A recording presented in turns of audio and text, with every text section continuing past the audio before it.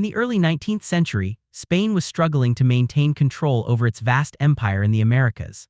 Once one of the most powerful colonial nations in the world, Spain was now facing growing challenges from both internal weaknesses and external pressures. Among its many territories, Florida had become one of its least valuable and most difficult regions to manage. Florida, though large in size, offered very little economic benefit to Spain. It had a small population, limited development, and did not produce the kind of wealth that Spain depended on from its other colonies. Maintaining control over Florida required money, soldiers, and resources, things Spain could no longer easily afford.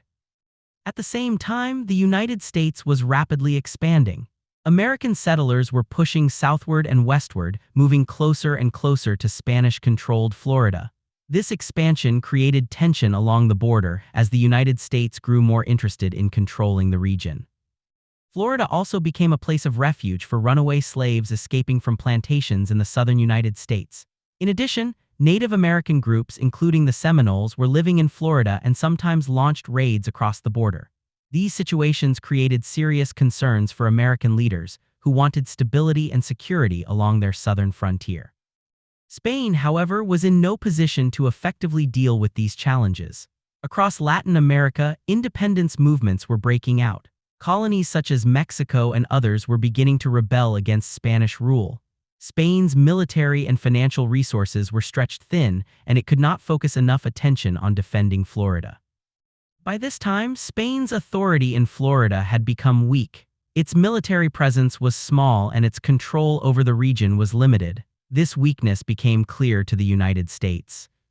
In 1818, General Andrew Jackson led American forces into Florida during what is known as the First Seminole War. Jackson's mission was to stop cross-border raids and deal with the Seminole groups. However, his actions went further. He entered Spanish territory, attacked villages, and even captured Spanish forts. This showed that Spain could not effectively defend Florida. Although Spain protested these actions, it lacked the power to respond with force. The situation made it clear that holding onto Florida was becoming increasingly unrealistic.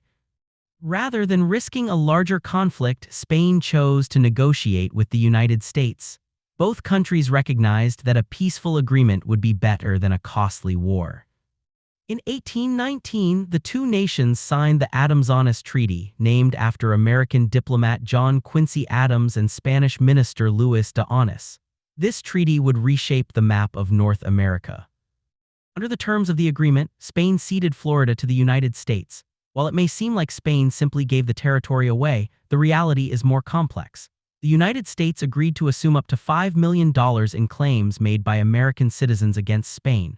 This meant that the U.S. government took on financial responsibility instead of Spain having to pay those debts. In addition, the treaty helped settle long-standing boundary disputes between Spanish and American territories. It clearly defined the border between the United States and Spanish lands, including areas that are now part of the western United States. The U.S. also acknowledged Spanish control over Texas at the time, although this would not last forever. For Spain, this agreement was a practical and strategic decision. Florida had become a burden. It was expensive to defend, difficult to govern, and constantly under pressure from American expansion. By giving up Florida, Spain could reduce its problems and focus on more important areas, even though many of those were also slipping away. For the United States, the acquisition of Florida was a major victory. It secured the southern border, reduced conflict in the region, and opened new land for settlement and development. It also strengthened the nation's position as it continued to expand across the continent. The transfer of Florida became official in 1821, marking the end of Spanish rule in the region and the beginning of a new chapter under American control. In the end, Spain did not give Florida away for free. Instead, it made a calculated decision to give up a territory that had become more trouble than it was worth. In exchange, Spain gained financial relief, clearer borders, and avoided a potential conflict it could not afford to fight. This moment in history reflects a larger shift in global power. Spain's empire in the Americas was declining while the United States was rising.